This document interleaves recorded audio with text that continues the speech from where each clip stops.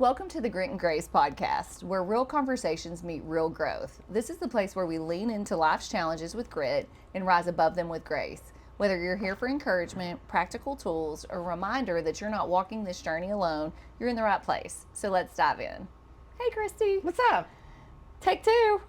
Take two. Take two. That's right. We actually have recorded this podcast twice because we had a little technical issue. Yeah, darn microphones. Yes. I mean, we have to be like professional now that we've got, what is this? We're at 20 something maybe podcast. We should have had a birthday because we've done this for over a year now. So we should know that number. We should. Shouldn't we? But anyway, Yeah, so we what gotta be have you been up to? You've been running lots of miles, right? No, I'm losing fitness over here, guys. Losing fitness.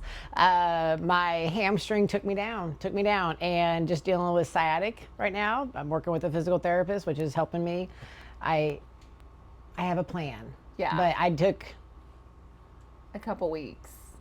2 weeks of cross training. Yeah. Yeah. But back to running, and I will be running almost every day now. Yeah. Because we are 10 weeks, close to 9 weeks. I know, it's we'll have almost 9 Saturdays until Chicago. So we're both running the full in Chicago. We're super excited. Well, it's running. It's loosely in my terminology, guys. She's running. Get there. We're super excited. She gets to wait for me at the finish line. But it has been kind of sad because our running and our we exercise together 4 days a week. So we've had to adapt. We have. Because Christy, I've had to leave her at the gym. Yep. Anyway, Bethany has met me at the track for 2 workouts lately because it's better if I run on a flat surface. Yeah. And she's having to run circles. A lot of circles. And either one of us can go dark. We can go dark about not being able to run, not being able to do what we want to do. So it's sad when 3 miles hurt today. Yeah. But it didn't hurt my body as much. That's the thing is and luckily this physical therapist, because I asked him about running, and he said, my belief is that we want to keep you moving. We want to work through this. And so I'm not making it worse. Yeah. But I just need this nerve to calm down. But he said it could take 6 weeks. Yeah. For the nerve to calm down. Yeah, it's just angry. It is so angry. But, I think about this. Our last podcast that we released was about anchored identity. And we talked about who are you when fitness is gone or when your job is gone. Yeah. So this is a good example. It's a little convicting. It is very because convicting. It's just a part of our life. That's why we still have met to exercise. It's just looked a little different. It's looked a little different. We are still anchored in our anchors of fitness, meeting at 4 a.m., 3 days a week, and didn't stop. Yeah. I had to pivot. You had to pivot. But I'm back. Yes. I'm not going to let you go backwards. I'm back. I'm going to drag you to Chicago. But it's hard to pace on cadence. Yeah. It is. But I've been talking about cadence forever. And I have to commit to this program of increasing my cadence and just commit to it. Yeah. And stop reverting back to a lower cadence. So it's killing me. This kind of goes with our topic today. So I'll preface it with this, that this is Christy this morning, which I love her. She is my best friend. So anyway, but this is Christy when she runs. First of all, it was the obsession with the weather and what you were going to wear. And she has overcame that. I'm so proud of her. Yeah. She's overcame it. But now she's running with a metronome. And she's obsessing about her cadence and about I was like, where's the joy in running? Because she's got the metronome and she's thinking about her footing and we're at the track. Am I hurting? What am I doing? Yes, but we love that. But we're a little compulsive and you just want to be able to continue to run. Because the thing is, I looked at your data today on your wearable, what we're talking about, and your cadence is like a 176. And you got up in the 190s. Did you do some sprinting? Yeah, I did. You did fast 400 meters. And you don't even think about it. I don't even think about it. Not at all. I didn't even look at my cadence. I know you don't even. No metronome either. I have the vibration on my. Well, what day did we meet at the track? First day, Monday. Monday. Yeah. And I had the audible metronome in my ear for 40 minutes, 45 minutes. And I had no music, no podcast or anything. And I was just listening to it, just trying to stay on the beat. And I did like 800 meters. That's the most I've ran in 2 weeks. And then the other days, I'm trying to go to the vibration on my watch, which the Garmin's have, the metronome on it. And so if I lose focus or if I start to feel something, I just feel the vibration. Yeah. I have to get back on pace. But it's hard to stay that connected and committed to a metronome. Especially for a long distance. Yes. And I'm military. I love a good cadence. I love regimented, rigid, right, left. And I will think that in my head, but yeah. Oh, she's so fun to be friends with. But today our topic is about wearables. So what your wearables are really telling you and how to use that data to improve your health. So it's actually timely that we're talking about, you know, all the things we do with our wearables. Agreed. And this was kind of born out of discussions that we have about our patients and how many patients present and they have different wearables. And so many patients aren't even using their wearables. Nope. So Christy, especially when she's talking diet, if she sees that somebody has an Apple Watch or Garmin or an Oura Ring, she's like, let me see your data, you know. And then hand it over. You will enjoy, you know, we meet every Saturday for coffee after our long run, and the first thing we do, we're like, hey, look at my data, look at your data. Hey, let's look at our quarterly data from our Oura Ring, or, you know, we're a little bit weekly nerdy. Garmin reports. A little nerdy. Yep. So, but anyway. But it does go well with everything that you do. Is I think the unfortunate thing is some of these things are trendy, like the Oura Ring. I've worn mine since 2019. You've had yours 2 or 3 years now, and it does give you a lot of data. And if you're not utilizing it to change habits, to look at your markers of sleep and readiness and everything else, like.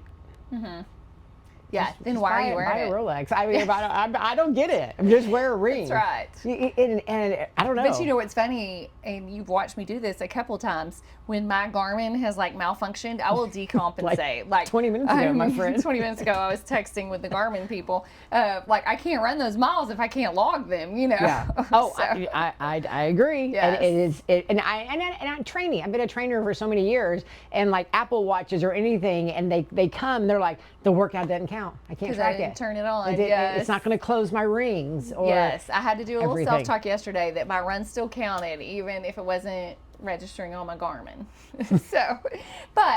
So the main takeaway here is that wearables don't create health, that they just show us patterns, and we're all about a pattern. Yes. And so our goal is not to obsess over the numbers unless you're us, but to improve how you feel, perform, and age. Yeah. So that is such a good word, patterns. Yeah. Because we are all about habits. We talked about last podcast about our identity and anchors and what we are doing daily. And these wearables will tell you, are your patterns serving you well or against you? Yeah. And it's mostly going to be like in sleep. And that's the unfortunate thing, is the Oura Ring is my favorite for sleep tracking. But a lot of people, I probably see most Apple Watches, then probably Oura, then maybe a Garmin. Garmin is more athletes. Garmin's more athletes. I see lots of Oura, which we'll talk about, but I think I see more Oura with females that are childbearing age that are tracking fertility. Because a lot of people use it for natural family planning, and so they'll track their basal body temperature to know when they're ovulating. Yeah. So I see that commonly. Yeah, and I mean, and that's good, but so many people that wear like the Apple Watch, I will consistently ask them, do you wear it to sleep in? And 90% of the time they're like, no. Yeah. I'm like, you're not even getting metrics off of sleeping. Yeah. And so they're not utilizing it to that effect. Right. Do you ever take yours off? I wear mine all the time. I wear mine all the time. All the time. I just take it off to charge it. And I'm strategic about when I do that. Yep. Shower. So that's right. So we're just going to break down the most valuable metrics for several of the most common wearables and go through that just so you're educated on it. And maybe if you don't have a wearable at all, this will inspire you to get one and to know which one to get. And questions to think about when you are thinking about your wearable is, are you checking the wearable more than your body? Yes. And that, I have heard so many people, and I'm really not like that. I mean, it'll question, am I really not ready to do this workout? Because if we went by our wearable as far as our readiness score, I'm back in the single digits because I read. Poor. Yes, and a lot of people I've heard, on a lot of podcasts and people just giving the advice of like they'll wake up and like maybe see their Whoop data and like it's in the red. I mean, I remember that one day where were we? We were together and you said I'm in the orange. Yeah. It was red.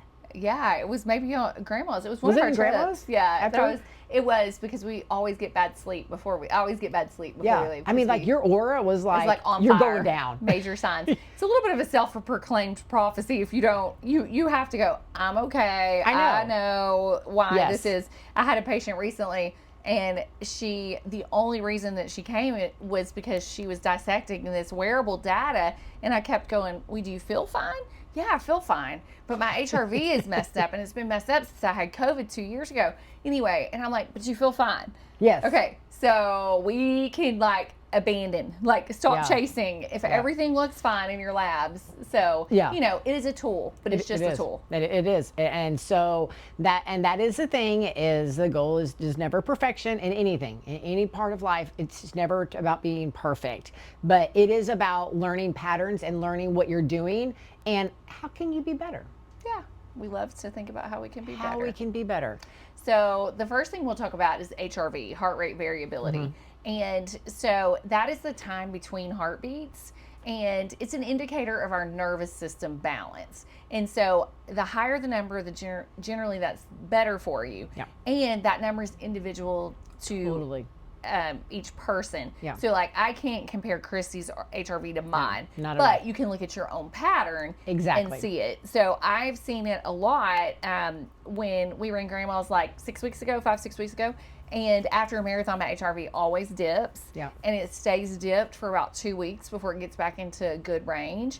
And we came back and things were really stressful at work, and mine even tanked more. And it did correlate with how I felt, And so you can see poor sleep, alcohol, which is interesting. So when we talk about what alcohol does to the body, you can really see that reflected in an HRV.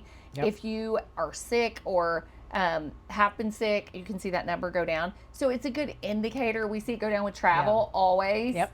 And then, so the things that make it go down, you can naturally think about what makes it improve. Yeah. Because, I mean, just like everything you said is a stressor to the body. It's a stressor. And so your HRV, when it does decline, it is a sign that something is stressing your body. And that's where you just take inventory. What am I doing? Am I eating late at night? Am I drinking alcohol before bed? Because you may think you sleep well, but it's not helping you one bit. An ounce of alcohol is good for you before bed. And so that's the thing, is when you wear a wearable, you got to create that baseline. And just like you said, you can't compare it, but until you have that baseline, you can't improve that baseline. So when you are looking at your months or years of data of HRV, the goal is for your HRV to increase. And it's not a fast increase. And so you do have the ability, gaining fitness, changing your habits, going to sleep more consistently, having a rhythm to your sleep patterns, not eating close to bedtime, not drinking, to bed, and notice what these habits are doing, and is your HRV increasing? And you can look at your month's patterns and say, oh, November is a stressful month for me. My HRV decline, and it should make sense as far as what decisions you're making. Right. Another important metric is the resting heart rate. And so this matters because if that number is higher, it can also be an indicator of illness, dehydration, stress, overtraining. And then lower over time is usually just a good indicator of your overall cardiovascular fitness. And so, great example. So if I'm close to a marathon and I'm running lots of miles, mine's usually 40, 40, 41. Yours, even in these last 2 weeks of not running, has gone up even 10. Yeah, 10. 10 points. Yes. So that's why we get today, it a better little go up in our head about losing fitness. Yeah, because I understand what a low heart rate. I am generally 45 to 48, 49, but I'm usually always in the 40s. And to be in the 50s consistently the last couple of weeks, I'm like, Yeah. Really? And it's just an indicator because your heart, if you're only, like my heart's pumping 40 beats a minute at rest, that is a very efficient heart. Yes, So strong. versus somebody that they're beating 80 or 90 beats a minute, that's not super efficient. And so running does that. You know, it improves the contractility of your heart. Yes. So another good data point, sleep. Oh man, I love sleep. I love sleep, but I love the data that I get. And again, most of them all track sleep. Garmin tracks sleep, Oura tracks sleep, Whoop's tracks sleep. Apple, I think there's an app you have to put on it to track sleep. I'm not up to date on the Apple's Apple. Probably the weakest on the sleep. Yeah. It's been a hot minute since I've worn to Apple years ago. And but again, it is checking your deep sleep and your movement and your latency, how long it's taking you to fall asleep. And again, those are all things that you need to look at what you're doing, because deep sleep happens usually earlier in your sleep cycle.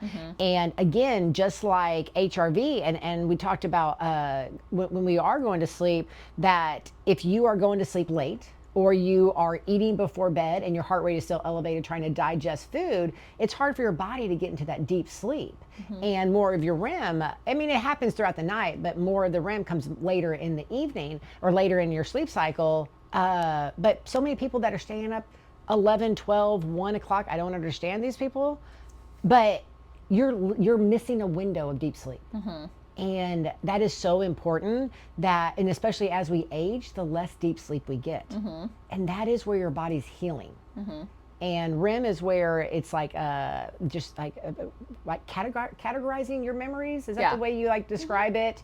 And it's just storing everything. But for your body to go in REM, this was an interesting thing that I learned recently, is your body is completely still. And it's got to feel safe for your body to almost like shut down a little bit, to go into that REM state. And so that's how these wearables can tell your sleep score of deep sleep and things like that, is how much are you moving, and it's pretty accurate. Like my Garmin and my Oura are pretty accurate as far as very similar. But yeah, I like a sleep score. I like to be able to track, you know, what's going on with everything. Yeah, good. She has nothing to say, guys, because she doesn't sleep very much. That's why.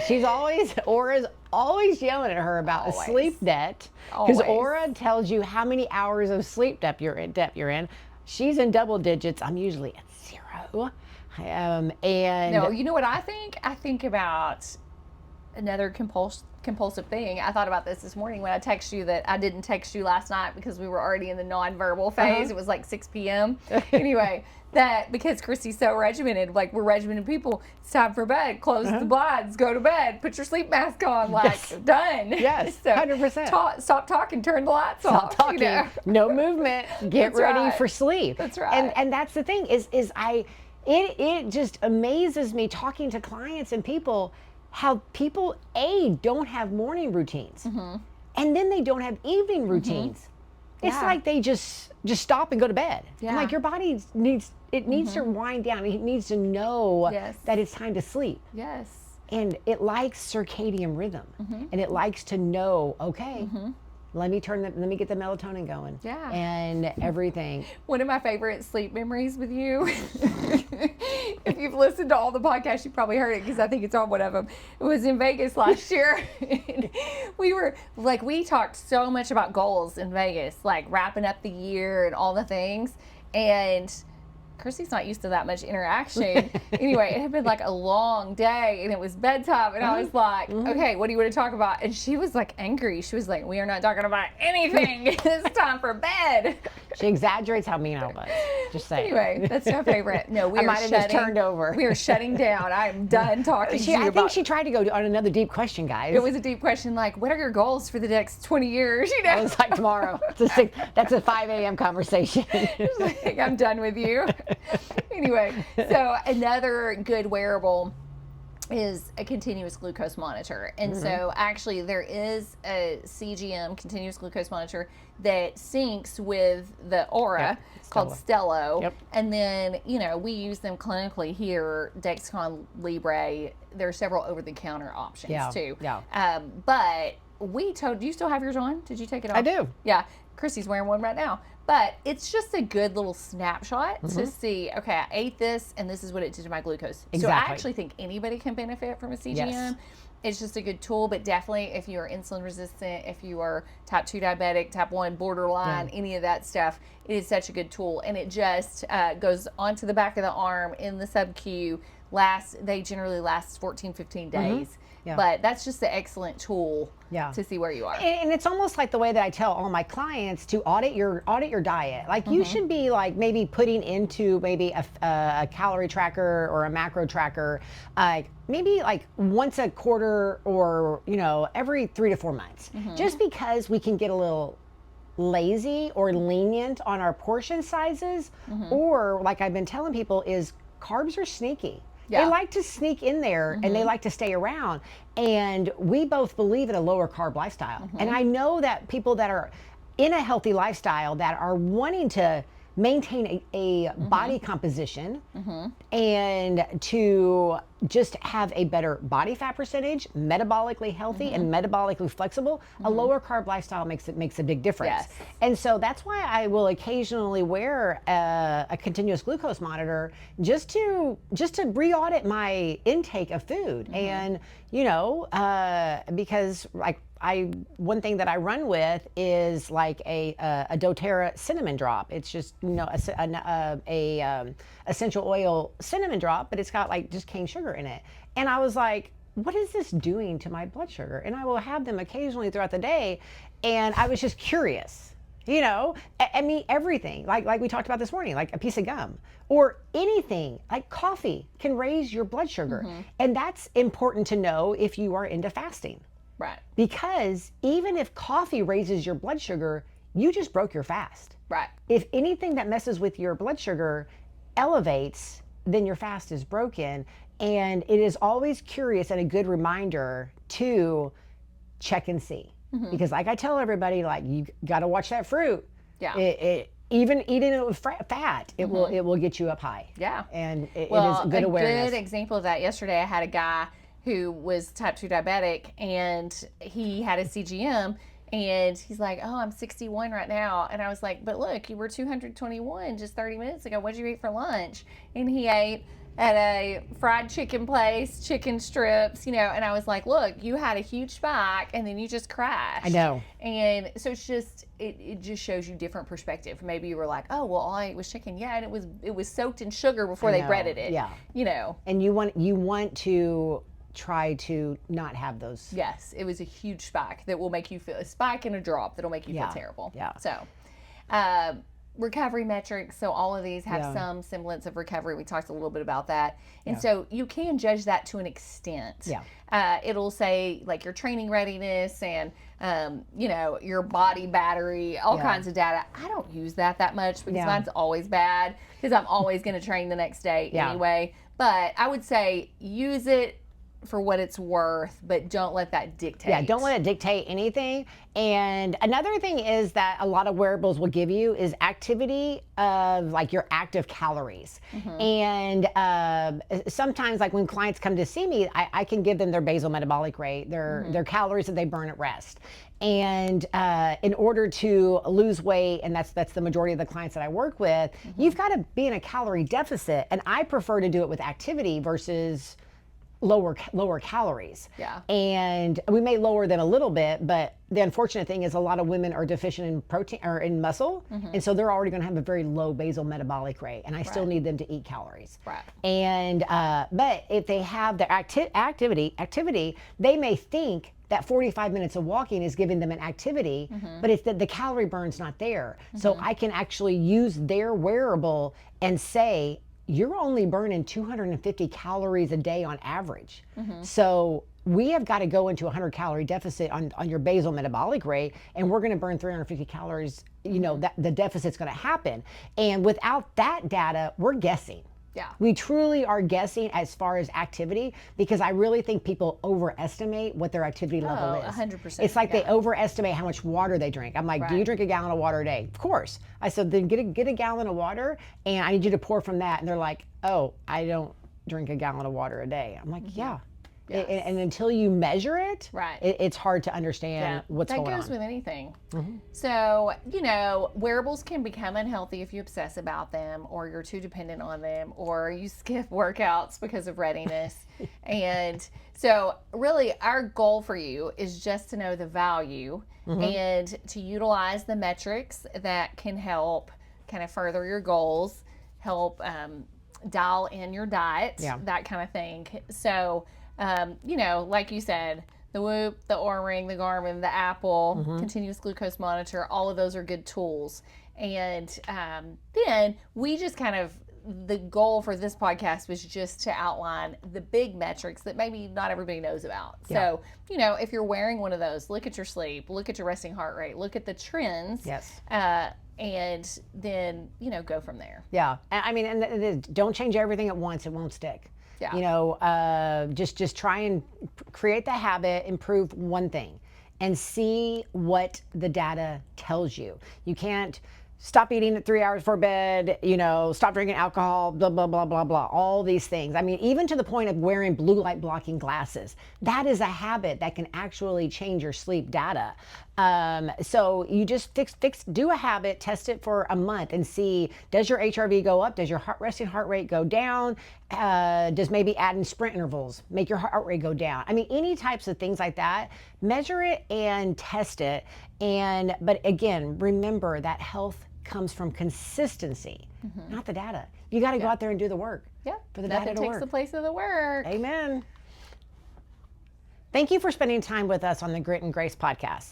If this episode spoke to you, please like, share, and follow us on all platforms. And as you head back into your life, choose to pursue it with strength, faith, and intention, a life marked with both grit and grace.